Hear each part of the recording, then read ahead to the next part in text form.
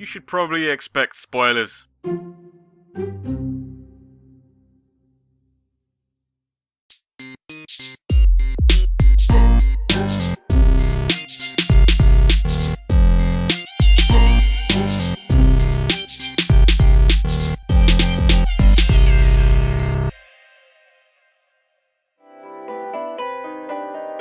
To some, she's the goat mum. To others, she's a MILF. Hey, dirty boy. Yeah. Who dat? It's Toriel.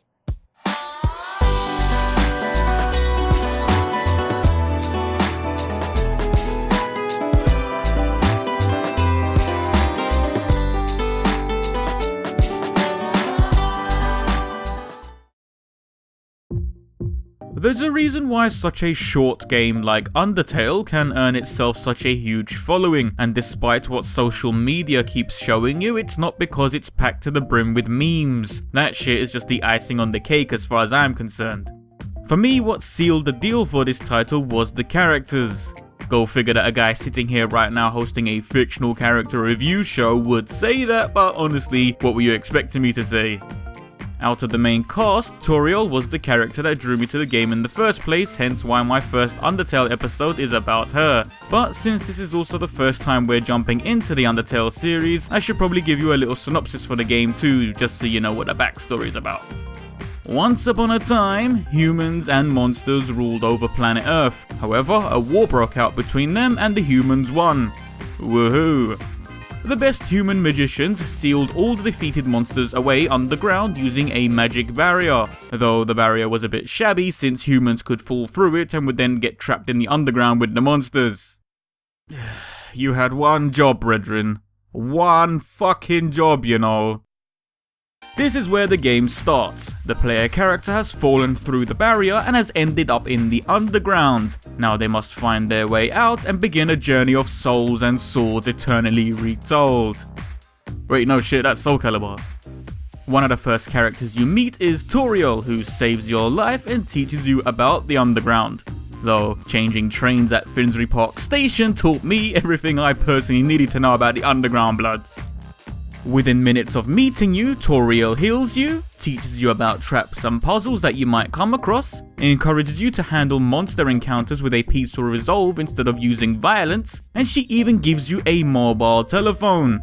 Like, she literally met you 2 minutes ago, and now because of her you own a brand new phone. Lady, you're wicked, man. For a while you get to kick it at her house, she even bakes you a pie and everything, and things are looking pretty sweet. But you are a human who has fallen into the underground and naturally you have to find your way home, meaning you must leave Toriel's cozy little crib and split. From this moment onwards, the actions you take affect the story and the characters within it, Toriel included. With multiple endings and multiple differences within those endings, my playthroughs of Undertale might differ from yours, so when it comes to me speaking about Toriel, I'm only going to cover what I experienced and what stuck with me the most. On that note, expect spoilers, because I don't just put that crap at the start of every video just to waste your time, it's there for a reason, you get me? Visual design. Toriel. Look at you, baby, all furry and fuzzy with your little horns and your floppy ears, and rah, you really are a goat, aren't you? Well, you know, fans do refer to her as the goat mum. I just presumed they meant she was the greatest of all time mum. But no, turns out she is actually just a goat. Still would though. To be precise, she's a monster whose head resembles that of a goat but has an anthropomorphic body. She's kitted out in a light indigo robe with white sleeves, and the emblem on her chest displays the image of the Delta Rune, which is not only a symbol that represents a family within Undertale, but is also an anagram of the word Undertale itself. As far as appearances go, that's it. There really isn't that much to Toriel's design, which is not actually a bad thing. Sometimes less is more, and in this case having a less complex outfit allows us to draw more attention to her head, which I find to be the main selling point for Toriel's design. The most obvious aspects about her are the droopy ears, giving Toriel a cute and relaxing appeal to her, and although she has tiny but still clearly visible fangs, these are not presented in a threatening manner, merely showing you that while she is a calm creature, she also offers you capable protection. Toriel's eyes are also another notable feature, and I find them to be quite captivating thanks to how big and bold they are. They're pretty to look at on face value alone, but also double up as being the most expressive feature on Toriel, offering everything from dumbfounded glances to confrontational glares. I think my favourite part does have to be the ears though. On characters with an anthro design, having a lop-eared head shape seems to be less common than that of the more pointy-eared style, and in turn it tends to grab my attention more because of it. Well, that and I just personally think this style looks fucking cool and I like it, so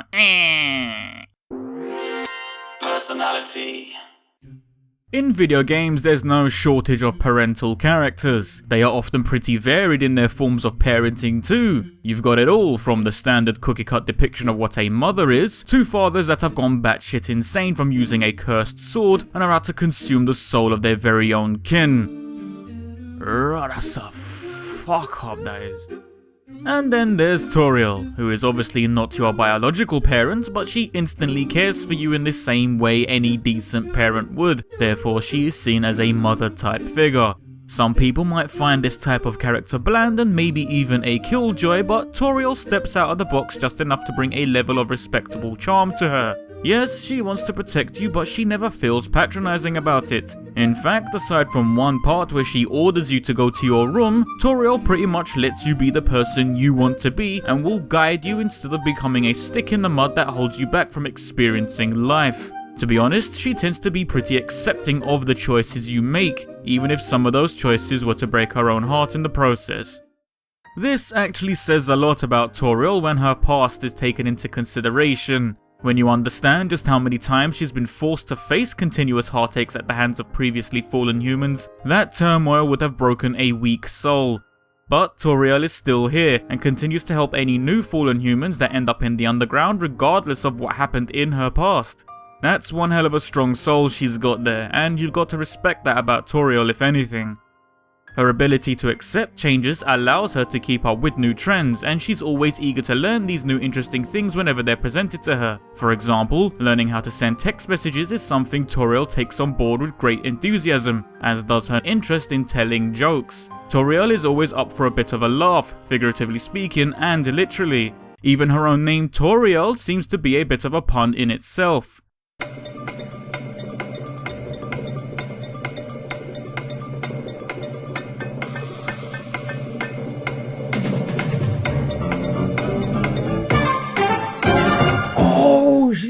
Because she's like the character at the start of a game that teaches you how to play the game, and therefore she's like a tutorial, and her name is Toriel. He's a very clever motherfucker.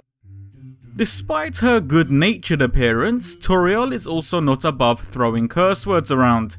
According to the creator of Undertale, Mr. Toby Fox himself, it is entirely within Toriel's personality to use bad words while in private company, but just not in front of the kids, innit? I actually find this little tidbit of information quite sweet, mainly that for all her charming personality traits, Toriel has an ever so slightly hidden naughty side to her that we're not meant to see. Though I doubt it's anything extreme. Like, I don't expect to walk in yard one day to find Toriel evading police capture for all the stolen DVD players she's been stockpiling. If I could sum up Toriel's personality in one word, it would have to be endearing. The way she cares for you, the way she is eager to learn new things, the way she talks and all her mannerisms, all of these things feel heartwarming to watch, and because of that, it's made Toriel the lovable character she is. Importance. Surprisingly, Toriel is not as active in the game as much as I would have liked her to have been. Once you progress beyond a certain point, she doesn't come back to being a foreground character until the final section of the game. You'd think that puts Toriel somewhat low on the importance list, but she's not. Mainly because although Toriel doesn't meet more than half of the other cast members, the ones that she is connected to are the most important ones in the entire game. Firstly, she's connected to Asgore, the king of monsters. Their history together is a tragic one, and you learn more about it as the story progresses. By the end of it though, no matter which ending you achieve, Toriel will remain somewhat distant to Asgore, and in my opinion, it's probably for the best. Don't get me wrong, Asgore is a great character, but not all bonds need to be repaired for an ending to be happy. Some relationships are best left alone for the greater good of both parties involved, and in Toriel's case with Asgore, it's better for them to remain apart so they can figure out what's important to them as individuals. After Toriel's trouble passed with Asgore, she did move on and began to build a stronger, stable life for herself. Choosing to live in the ruins alone though could have been detrimental to her health if she was subconsciously suffering the same depression Asgore was going through. But thankfully, Toriel had quite a nice little distraction to keep her mind occupied and constantly on the mend. That little distraction was Sans. Their connection, no matter the forms in which they chose to interact, gave Toriel something constant and familiar to connect to. They both shared a love for jokes, and in turn this gave her a friend to find comfort in. So shout out to Sans, innit? I don't know if the dude knew what he was doing or not, but that skeleton brother played a bloody pivotal role in Toriel's well-being. Naturally, the character that Toriel is most importantly connected to is you, the player, the protagonist. She may initially seem like an NPC who is only just there to offer instructions on how to play the game, and honestly for a while I did fear she was just going to be that and nothing more, but I'm glad she appeared later on to wrap up her story elements and make your whole journey feel worth something. It's also worth considering Toriel's past again and why she might want to protect you as much as she does. I feel her looking after you as another piece of Toriel's heart attempting to repair itself after the agony she faced. She becomes your guardian to not only keep you safe, but I personally believe it's also a means for her to find her own comfort as well. To that end, these small handful of characters strengthen Toriel's connection to the world they come from, and despite possibly having the shortest amount of screen time amongst the main characters, her importance doesn't falter thanks to these connections. Conclusion. Aside from knowing Undertale was a game that preferred you to befriend your enemies than to kill them, I literally knew nothing about the story or the characters. I had only seen artwork of Toriel and took a huge liking to the character's visual design, and on that note alone, coupled with the interesting approach to random battles, I bought a copy of the game and dived right in. It was honestly one of my best gaming experiences in recent years, not because of the humour or the battles in fact, but because the characters were just so likeable, and Toriel herself lived up to my expectations in terms of her personality. At first I was kinda disappointed she wasn't being featured as much during the course of the game, but after a while that absence left me longing to see her again, and I actually appreciated this eager feeling within me. Some games shove characters that you like in your face all the time to the point you become bored of seeing them, but not with Undertale, and certainly not with Toriel. When you have a character as likeable and as endearing as she is, not having her present all the time just means it feels more rewarding when you do finally see her again. There's no surprises here when I say this, but of course Toriel gets the Valhalla emblem for me because she's clearly one of my favourite characters. I did like her design before I even played the game. All she had to do was have a likeable personality that matched up to that design. And honestly, she didn't disappoint me there either. Wait, hold it, stop everything. I've got one last thing I need to say before I sign off. And I'm hazarding a guess that if you're still watching this episode, then you've definitely played Undertale and therefore spoilers ain't shit to you in the grand scheme of things anymore. So on that note, please allow me to remorse for a minute. I killed Toriel on my first playthrough. Coming into the game, I didn't fully grasp the way the battle system worked, and then Toriel blocked my fucking path, and I didn't know what to do, you know? I just thought maybe if you hit her a few times, she'll back down and you guys could go back to eating pie and shit, but just hit her a few times and she accidentally killed her, man. And I didn't mean it, I bought the game because of her. I killed her right out the fucking gates like an absolute fucking goomba. I had to live with that shit, man. The fuck?